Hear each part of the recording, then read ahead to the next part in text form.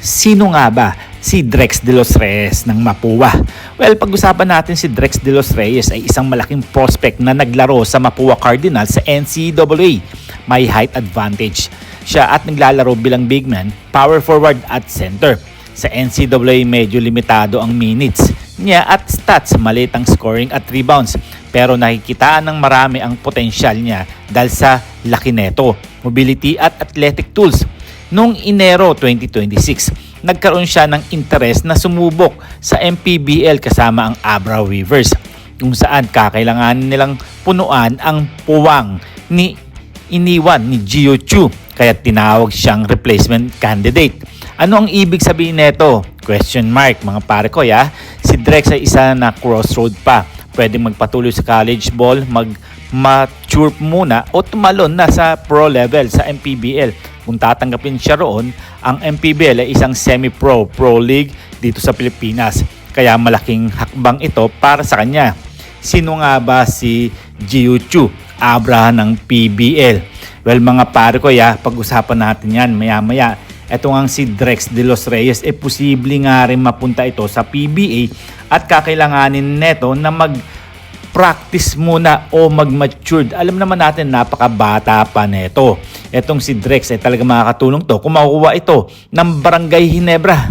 Well, ito nga si Gio Chu ng Abra. May taas na 6'10", Filipino center at dating UAAP champion kasamang Ateneo. Matapos ang stint niya sa Japan B-League at MPBL, idiniklara niya ang sarili sa PBA Season 50 draft noong Setyembre 2025 at nakuha siya bilang number 1 overall pick ng Terra Firma Jeep. Kahit na number 1 siya, ibig sabihin nito automatic superstars. Ang draft selection ay dahil na rin sa height at potential, pero kailanganin niya ang patunayan ang kanyang sarili laban sa veterano sa PBA. Well, alam naman natin yan dahil mahihirapan pa si Gio Chu.